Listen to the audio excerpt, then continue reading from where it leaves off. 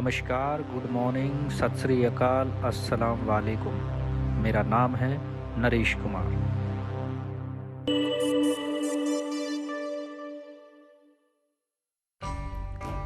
इस दुनिया में तमाम ऐसे राज छिपे हुए हैं जिनके बारे में हम जानते ही नहीं। कुछ लोग ऐसे रहस्यों में कोई दिलचस्पी दिखाते नहीं हैं, लेकिन कुछ लोगों का दिमाग सिर्फ इन्हीं में लगा रहता है। ऐसे ही कुछ ऐतिहासिक रहस्यों के बारे में हम इस वीडियो में जानेंगे। अगर आपसे कहा जाए कि गुरुवार के बाद क्या शनिवार आ सकता है? अगर आ सकता है तो शुक्रवार का क्या होगा? कैसा हो अगर किसी से एक पूरा दिन छीन लिया जाए? आप गुरुवार की रात सोएं और जब अगले दिन उठें तो शनिवार की सुबह हो चुकी हो। जी हाँ, सन 2011 में नए साल पर करीब 2 लाख लोगों के साथ ऐसा ही कुछ हुआ। ये 2 लाख लोग किसी टाइम मशीन में नहीं बैठे थे, बल्कि इनकी घड़ियां ही बदल दी गई थी, क्योंकि ये जिस देश के नागरिक थे उस देश ने अपना टाइम जोन बदल दिया था। इसके कारण उनके कैलेंडर से पूरा एक दिन ही गायब करना पड़ा। प्रशांत महासागर के बीच एक द्वीप के रूप में देश समोआ के कैलेंडर से 30 दिसंबर 2011 की तारीख ही हटा दी गई। समोआ का द्वीप ऑस्ट्रेलिया और न्यूजीलैंड के करीब है, लेकिन इसका टाइम जोन अमेरिका से मेल खाता है।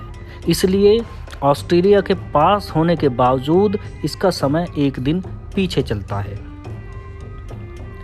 ऑस्ट्रेलिया से बेहतर व्यापार के लिए वहां की सरकार ने ये कदम उठाया और एक पूरा दिन ही गायब कर दिया। समोआ के प्रधानमंत्री का कहना था कि न्यूजीलैंड और ऑस्ट्रेलिया के साथ व्यापार करने में हमें 2 दिन का नुकसान हो जाता है। जब यहाँ शुक्रवार होता था, वहाँ शनिवार शुरू हो चुका होता था। रविवार को जब हम चर्च में होते तो सिडनी और ब्रिस्बेन में सोमवार का कारोबार शुरू हो चुका होता था। समोआ अभी तक ऑस्ट्रेलिया से 21 और न्यूजीलैंड से 23 घंटे पीछे था। पूरा एक दिन 30 दिसंबर को उड़ा देने के बाद वह न्यूजीलैंड की राजधानी वेलिंगटन से 1 और सिडनी से 3 घंटा आगे हो गया।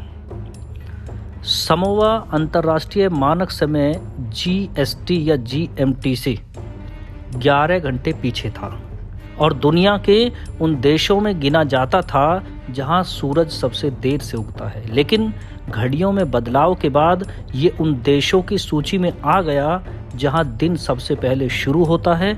इसके साथ ही सरकार ने ये भी निर्देश दिए थे कि होटलों में रह रहे लोगों से शुक्रवार के पैसे भी नहीं लिए जाएं, लेकिन कंपनियों को अपने कर्मचारियों को इस दिन का वेतन देना पड़ेगा। सरकार के इस आदेश का पालन भी बखूबी किया गया। दूसरी घटना के बारे में अगर हम बात करते हुए कहें कि सन 1582 में अक्टूबर के महीने में पूरे के पूरे 10 दिन गायब हैं। 4 अक्टूबर के बाद यहाँ सीधा 15 अक्टूबर दिखाई देता है। लोग हैरान हैं कि आखिर ये 10 दिन इतिहास से क्यों मिटा दिए गए। अगर यकीन नहीं है तो आप खुद 1582 का कैलेंडर इंटरनेट पर सर्च करके देख सकते हैं। हम में से कुछ लोगों को शायद ये बात पता होगी कि दुनिया भर में जिस कैलेंडर का इस्तेमाल किया जाता है वो ग्रेगोरियन कैलेंडर है। इसे साल 1582 में ही पोप ग्रेगोरी 8 के नाम पर बनाया गया था। इससे पहले जूलियस सीजर के नाम पर जूलियन कैलेंडर चला करता था। इसमें 11 महीने होते थे। फरवरी में 28 दिन छोड़कर बाकी महीने 30 या 31 दिन के होते थे। सूरज की गति पर चलने वाले इस कैलेंडर में हर साल 11.5 मिनट कम हो जाते थे और 16वीं सदी तक ये 10 दिन पिछड़ चुका था। इसी कमी को दूर करने के लिए ग्रेगोरी कैलेंडर बना। इसमें 4 अक्टूबर के बाद सीधा 15 अक्टूबर की तारीख लिखकर 10 दिन को कवर कर दिया गया।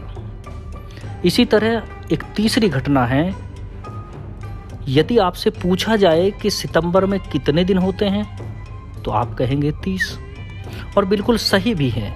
लेकिन यदि हम आपसे कहें कि इतिहास में 1 सितंबर ऐसा भी आया था जिसमें से पूरे 11 दिन गायब कर दिए गए थे, आप विश्वास नहीं करेंगे पर यह बिल्कुल सच है। 1752 में विश्व में एक ऐतिहासिक और दिलचस्प घटना हुई। 1752 का सितंबर महीना, जिसे देखकर आप हैरान हो जाएंगे क्योंकि उस महीने में लोगों की ज़िंदगी से 11 दिन गायब हो गए थे।